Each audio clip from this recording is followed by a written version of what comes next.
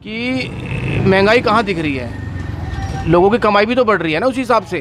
और बात रही महंगाई की, अरे पहले जब दुकान आपकी 2 लाख की थी, आज वो 2 करोड़ की हो गई। अरे सिलेंडर अगर 1000 का हो गया है तो कोई दिक्कत है क्या किसी को? 1000 की ब्लेंडर है 1 घंटे में ख़त्म हो जाती है, और 800 का सिलेंडर है 40 दिन चलता है। ये टोटल 50,000 से नीचे रहेंगे उमेश कुमार, सिर्फ हुआ है और कुछ नहीं है। मोदी जी के नाम पर वोट पड़ रहा है और ये क्षेत्र जो है पढ़े लिखों का क्षेत्र है, अनपढ़ों का क्षेत्र नहीं है। बिल्कुल पूरी फैमिली वोट देने जाएगी और भाजपा को ही देगी।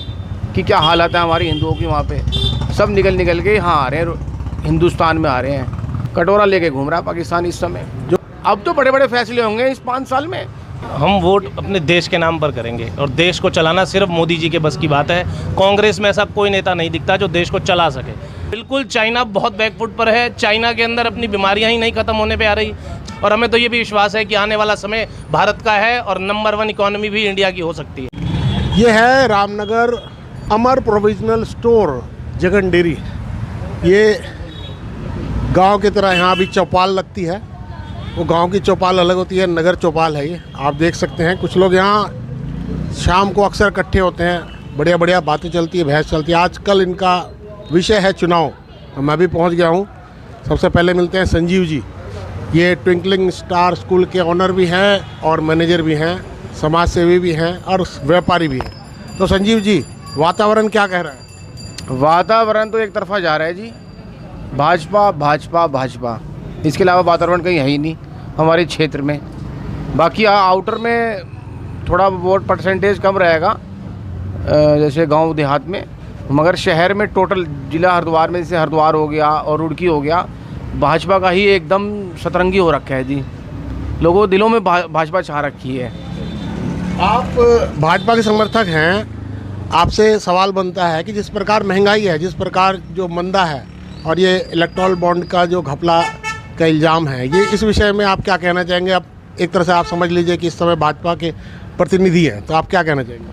कहाँ महंगाई है मुझे बताइए ना, क्या चीज़ महंगी है भाई? जिस हिसाब से वैल्यूशन बढ़ रही है, शॉप पहले कितने की थी, आप ये ना मतलब कि महंगाई कहाँ दिख रही है, लोगों की कमाई भी तो बढ़ रही है ना उस हिसाब से।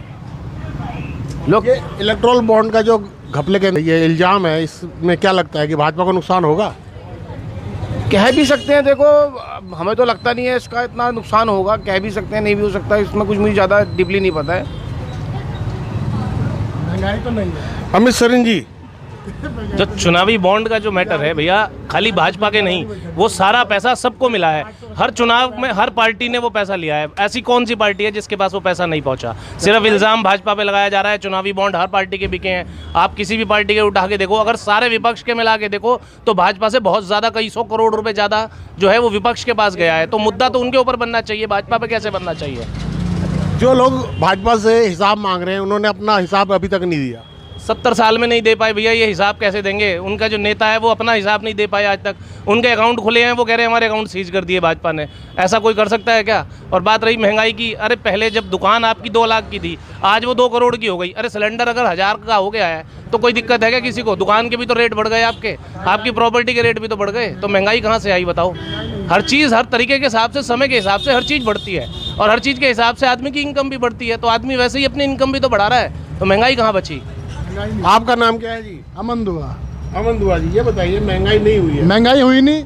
1000 की ब्लेंडर है 1 घंटे में ख़त्म हो जाती है, और 800 का सिलेंडर है 40 दिन चलता है। ये बात है, बोलिए आप। चर्चा वाली बात नहीं। महंगाई कुछ नहीं है, ये तो अपने हाथ में है। देखो ऐसा कुछ नहीं है। जैसे आपके क्षेत्र में 4 कैंडिडेट खड़े हुए हैं, तो आपके हिसाब से जो लिस्ट कैसे बनाएंगे? First, second, third, fourth? First second क्या, बस हमें तो दिख रहा है फर्स्ट तो पर अपना कमल का फूल ही है। सेकंड में कांग्रेस, थर्ड उमेश कुमार, फोर्थ बसपा। अरे भाई साहब, उमेश कुमार तो चौथे 5वें पे आएगा। चौथे नंबर पे आएगा उमेश कुमार भैया। आप देख लीजिएगा 50,000 वोट नहीं मिलेंगे उसको। टोटल 50,000 से नीचे रहेंगे उमेश कुमार। सिर्फ हुआ है और कुछ नहीं है। पैरों में अपने स्टिकर्स फेंकने से लोगों के क्या वोट मिला करते हैं? वोट लेने के लिए आदमी को खुद भी अपना चेहरा बनाना चाहिए। सिर्फ एक पार्टी को गाली देने से या दूसरी पार्टी को गाली देने से वोट नहीं मिला करते बस। और हेलीकॉप्टर उड़ाने से तो कहीं भी नहीं मिला करते। लोकसभा का क्षेत्र बहुत बड़ा होता है, कुछ इलाकों में उमेश कुमार का नाम भी नहीं जानते हैं, लेकिन और कुछ इलाके ऐसे भी हैं जहां उमेश कुमार के अलावा किसी को वोट मिलता नहीं दिख रहा है। इसका कुछ फर्क पड़ेगा जो लंबा चौड़ा क्षेत्र है लोकसभा का? उसमें भी उनको 50% वोट भी नहीं मिल रहा है। आप 4 जून को देखिएगा उमेश कुमार कहाँ होंगे और हमारी भाजपा कहाँ होगी।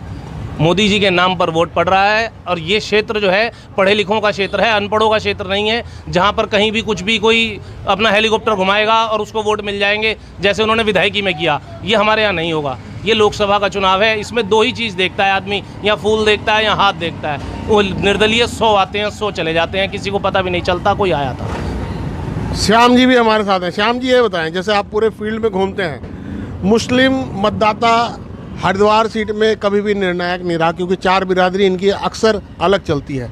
ये मिलकर भाजपा को हरा पाएंगे? ऐसा कभी भी पॉसिबल नहीं है कि ऐसा हो सके। भाजपा हमारी एक तरफा जीत रही है, इसको कोई भी नहीं रोक सकता है। तो आपको नहीं लग रहा है कि मुस्लिम वोट एक जगह कांग्रेस को पड़ रही है? कभी ऐसा हुआ ही नहीं है कि एक मुस्लिम मतदाता इकट्ठे हो सकें। भाजपा हमारी जीत रही है, हम भाजपा के साथ हैं। आप भाजपा के खुले साथ में? बिल्कुल भाजपा के साथ हैं। मोदी की गारंटी पूरी फैमिली आपकी वोट देने जाएगी? बिल्कुल पूरी फैमिली वोट देने जाएगी और भाजपा को ही देगी। खुलकर भाजपा के साथ है, खुल के साथ। उत्तराखंड में 5 सीट है। सरीन साहब क्या लग रहा है 5 सीट में कितनी सीट भाजपा को मिलेगी आपकी? 5 सीट भाजपा को जा रही हैं और ये मोदी जी के नाम पर वोट पड़ रहा है। हर जगह सिर्फ मोदी जी खड़े हैं, हमें तो ये दिख रहा है। हमें कुछ नहीं दिखता कि और कौन खड़ा है कौन नहीं खड़ा है। मोदी ही सबके लिए सब कुछ है। संजीव जी, अंतर्राष्ट्रीय पटल पर हमारे देश के प्रधानमंत्री मोदी जी कई सालों से नंबर 1 नेता हैं। बहुत बड़ी फ़ैन फॉलोइंग है उनकी और NRI जितने हैं वो मोदी को बहुत पसंद करते हैं। ये भी जो भाव है इंटरनेशनल स्तर पर, क्या हमारे इस लोकसभा के चुनाव में उस पर असर डालेगा? देखो आपने भी कह दिया आ रहे हैं, इसका मतलब आ रहे हैं ना जी, 100% आ रहे हैं। सारी मीडिया कह रही है आ रहे हैं, कौन कह रहा नहीं आ रहे हैं? 100% आ रहे हैं। उनकी फ़ैन फॉलोवर्स हर साल क्या हर मिनट बढ़ रही है, हर सेकंड बढ़ रही है। उनका चलने का स्टाइल, बोलने का स्टाइल, बात करने का स्टाइल, यही तो उनकी जीत है। आप ये देख लीजिए शहर टू शहर। अब आप रामनगर में रहते हैं राजा जी, रामनगर में आप देखिए किस तरह के काम हो रखे हैं। दिखाइए जरा, लाइटें दिखाइए जरा यहाँ पे।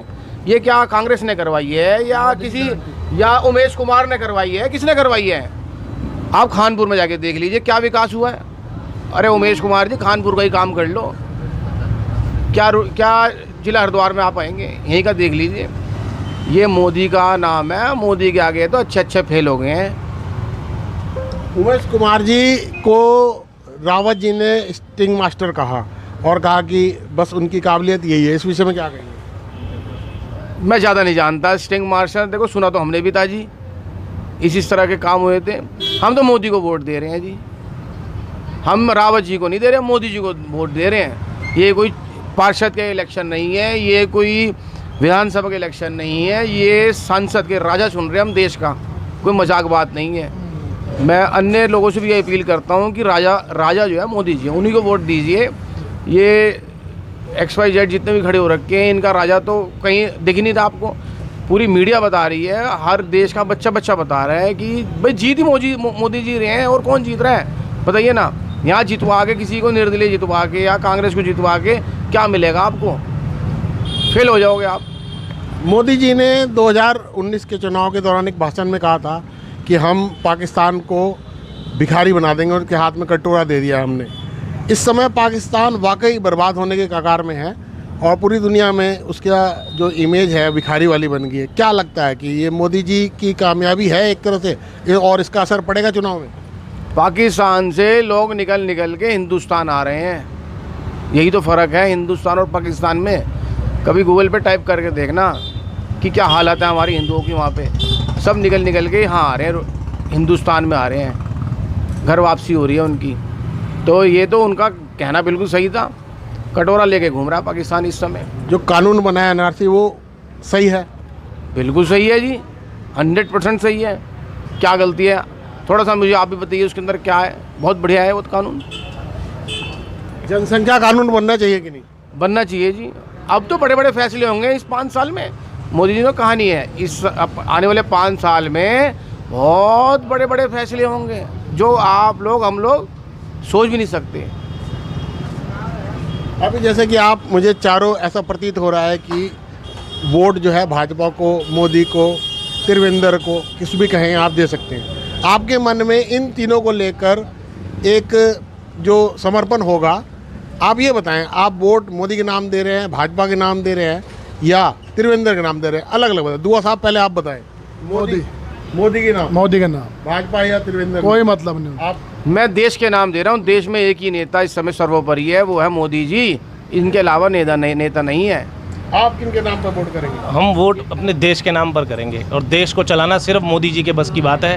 कांग्रेस में ऐसा कोई नेता नहीं दिखता जो देश को चला सके, और देश को चलाने का आप तो देख रहे हैं विश्व पटल पे, जैसे कि अभी आपने पूछा था, विश्व पटल पे ईरान इराक जैसे देश अगर युद्ध कर रहे हैं तो लोग भारत की तरफ देख रहे हैं कि आप शांति करा सकते हैं। मोदी जी एक आप ही हैं जो वहाँ भी शांति करा सकते हैं। तो इससे बड़ा भारत के लिए और गर्व की बात क्या हो सकती है कि बाहर से एक मुस्लिम कंट्रीज़, मुस्लिम देश आकर के इंडिया को ये कहें कि आप हमारे यहाँ शांति करा दें, तो इससे अच्छा और क्या उदाहरण आपको अपने देश के लिए चाहिए। तो हम वोट अपने देश को मजबूत करने के लिए कर रहे हैं भैया।